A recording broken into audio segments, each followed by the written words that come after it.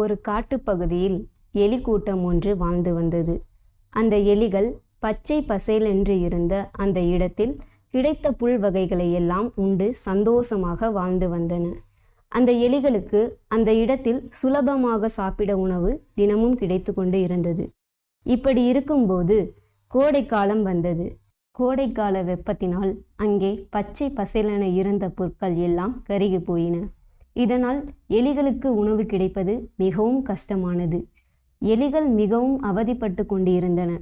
பக்கத்து இடங்களுக்கு இரை தேடி போக முடியாமல் அவதிப்பட்டன. ஏனெனில் வேட்டை நரிகள் எலிகளை வேட்டையாட சமயம் பார்த்து கொண்டிருந்தன. எலிகளின் பொந்துக்கு அருகில் சுற்றி கொண்டிருந்தன. அந்த நரிகளுக்கு பயந்து வெளியே போகாமல் எலிகள் பதுங்கி கொண்டிருந்தன. எவ்வளவு நாள்தான் இப்படி வெளியே போக முடியாமல் ஒளிந்து கொண்டிருப்பது? நாம் ஏதாவது செய்ய வேண்டும் என கூடி பேசிக்கொண்டன எலிகள்.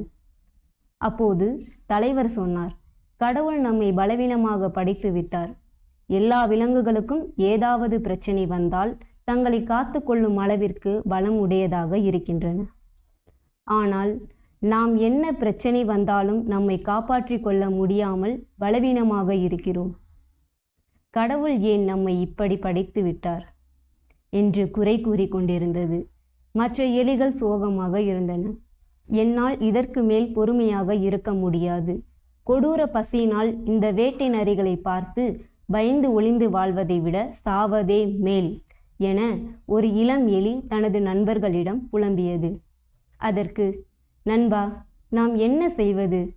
நம் பலவீனமானவர்கள், பயந்துதான் ஆக வேண்டும் என கவலைப்பட்டது நண்பன் எலி. எறும்புகள் நம்மை விட சிறியவர்கள்தான். எதிரிகளை எதிர்த்து கடிப்பதில்லையா?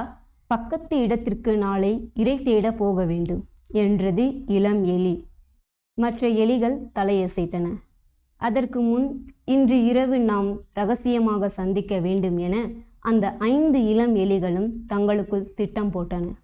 மறுநாள் காலை வழக்கம்போல் எல்லா எலிகளும் தங்கள் பசியை குறித்து புலம்பிக் கொண்டு இருந்தன. இளம் எலி எல்லோர் முன்னிலையில் வந்து, நாங்கள் 5 இரை தேடப் போகிறோம். நாங்கள் திரும்ப வந்தால் உங்களுக்கு இரை கொண்டு வருகிறோம். இல்லையென்றால் நரிகளுக்கு இரையாகிறோம்.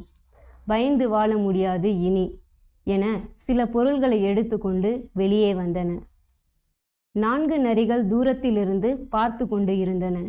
எலிகள் தங்களுக்குள் எதையோ பேசிக்கொண்டு ஆளுக்கு ஒரு பக்கம் சென்றன. எலிகள் தனித்தனியாக வருவதை பார்த்த நரிகள் தனித்தனியாக எலியை பிடிக்க வேகமாக ஓடி வந்தன. ஒரு எலி அசையாமல் நின்று கொண்டு இருந்தது. ஒரு நரி அந்த எலியை பிடிக்க பாய்ந்தது. அப்போது எலியின் முன் இருந்த ஒரு மூடிய குழியில் விழுந்தது. அதனால் வெளியே வர முடியவில்லை. மற்றொரு எலி நரி அருகில் வந்தும் பயப்படாமல் நின்று கொண்டு இருந்தது.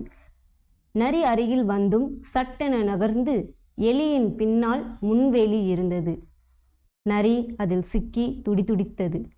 ஒரு எலி மரத்தின் மேல் ஏறி வைக்கப்பட்டிருந்த கற்களை களைப்பாக இருந்த நரிகள் மேல் வீசி எறிந்தது. வலியால் நரிகள் அலறியது. இரவு தாங்கள் போட்ட திட்டத்தை அந்த 5 எலிகள் கச்சிதமாக நிறைவேற்றி கொண்டிருந்தன. இதை பொந்துக்குள் இருந்து பார்த்து கொண்டிருந்த மீதி எலிகள் தைரியமாக வெளியே ஓடி வந்தன. எலி கூட்டம் வருவதை பார்த்த அந்த காயமடைந்த நரிகள் பயந்து ஓடின. எலி கூட்டம் மகிழ்ச்சியில் துள்ளி குதித்தது. அந்த 5 எலிகளின் தைரியத்தை பாராட்டின. மற்ற எலிகளுக்கும் புதிய தைரியம் வந்தது. எல்லோரும் ஒன்றாக சேர்ந்து சுதந்திரமாக இரை தேட கிளம்பின. கதையின் கருத்து: ஒன்றுபட்டால் உண்டு வாழ்வு.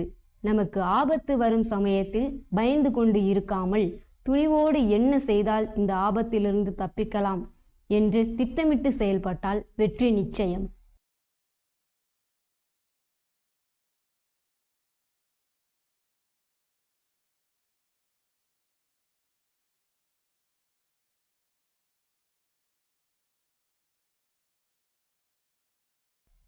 நன்றி, வணக்கம்.